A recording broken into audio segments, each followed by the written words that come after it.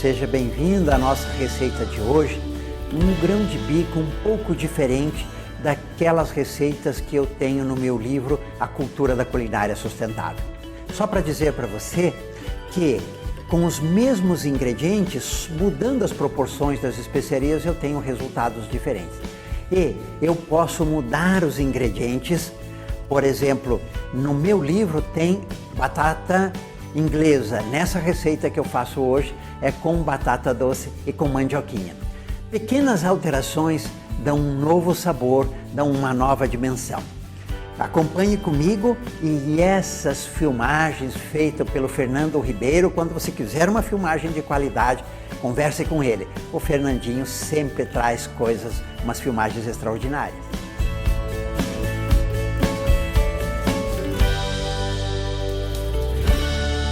O grão de bico, ele é um alimento mais intenso, mais pesado, por isso a gente deixou 2 dias de molho antes de fazer o cozimento.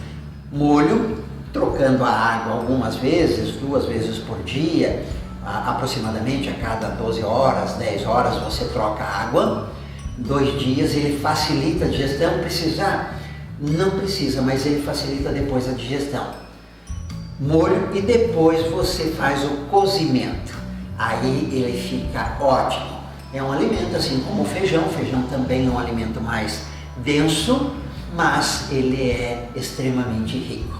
O cozimento leva aproximadamente 1h30, 2 horas, se você fizer sem não colocar na panela de pressão. Colocar na panela de pressão tem um risco, porque como o grão de bico tem uma casca, se essa casca escapa e tampa a válvula, na panela de pressão tem um risco de explodir. Por isso, se você for cozer na panela de pressão, você coloca um espaço entre o grão de bico e a tampa, um espaço considerável para não ter esse risco. Os ingredientes do nosso grão de bico ao leite de coco. Aqui tem o pimenta calabresa, a pimenta e o sal sempre a gosto. Curry, manjerona, fumaça em pó. Fumaça em pó é muito interessante porque dá um sabor de defumado. Aqui temos o louro, a mostarda em grãos. A diferença da mostarda ele dá um certo amargo. Claro que esse amargo não aparece. O cominho e o cúmel. O cúmel ele dá um sabor levemente amentolado. Aquela ideia, no escurinho do cinema, chupando drops de anis. Quer dizer, o cúmel ele dá esse pequeno gosto, ele é bem mais leve que o anis, mas dá esse mentolado do anis. Por isso é um sabor interessante. O cominho também tem esse mentolado, mas é menor que o cúmel. Então um reforça o outro nesse aspecto. Especiarias frescas, alecrim e sálvia. As especiarias frescas dão um outro patamar na culinária. Mandioquinha picada em rodelas, pera bem fininho, porque a pera aqui neste prato é tempero.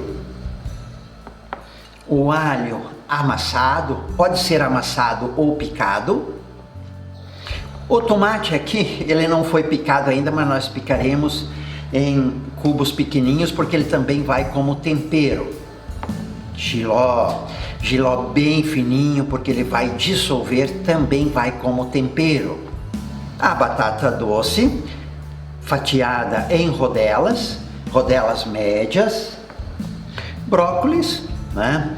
Brócolis japonês, nesses tamanhos aqui assim, não muito grande nem muito pequeno. E leite de coco. O chimarrão, que é indispensável. Aqui eu piquei o tomate. Esses ingredientes eles serão misturados com o grão de bico, o grão de bico já cozido. Então o grão de bico que está na panela já foi cozido e aí eu vou colocar em etapas. As especiarias que são em grãos, nós fritaremos com o alho. Quando eu frito as especiarias, o sabor ele fica muito mais intenso. E aí, só que eu não posso fritar as especiarias em pó, porque não vai dar muito certo. Junto com o alho. O tempo de fritura aqui é quando o alho estiver douradinho ou começar a pipocar a mostarda. Aqui agora, olha, o alho aqui já fritamos, o alho relativamente branco ainda, ele está começando a dourar. Então você pode deixar nesse ponto, poderia dourar um pouquinho mais, mas assim já está ótimo. Aqui o grão de bico já cozido. Reparem no tamanho da panela, né? É muito grão de bico. E agora vamos colocar alguns ingredientes. A pera, como é tempero, ela está bem picadinha. O jiló, que também é tempero, que ele é bem fininho, ele vai dissolver aqui no grão de bico. O tomate, que também entra como tempero.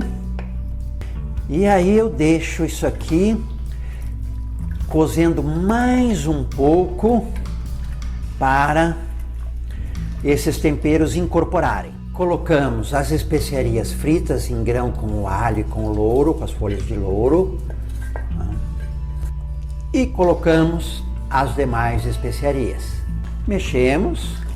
Aí eu deixo um tempo, aproximadamente aqui, uns 40 minutos, para as especiarias incorporarem no grão de bico, para depois eu colocar os outros ingredientes. O brócolis japonês, a mandioquinha, a batata doce, o leite de coco. A batata doce e a mandioquinha, elas precisam ficar cozidas, mas não muito, porque elas começam a desmanchar. Então, para colocar em pedaços, para as pessoas se servirem em pedaços, deixe cozinhar enquanto a mandioquinha e a batata doce levam mais ou menos o mesmo tempo. Aí você simplesmente, quando ela estiver quebradiça, pronto, estará no ponto. As especiarias frescas a gente coloca no final porque os odores, eles são voláteis. Se você coloca as especiarias frescas no início, a fervura, ele fica um tempo em fervura, ele perde muito dos odores, porque aquelas substâncias voláteis desaparecem e aí você sente um odor muito menos intenso. Por isso as especiarias frescas a gente coloca depois que tudo isso já está pronto.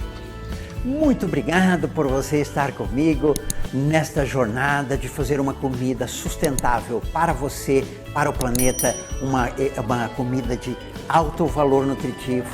E mais uma coisa extremamente relevante: o que há de mais magia em sentarmos à volta da mesa e partilhar o pão? O pão, hoje, grão de bico.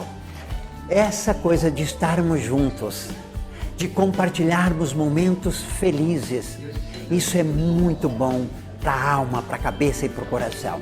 Em casa trabalho em casa trabalho em casa, não é sustentável. Por isso a gente faz esse jantar mensal para os nossos alunos e alguns convidados. Muito obrigado.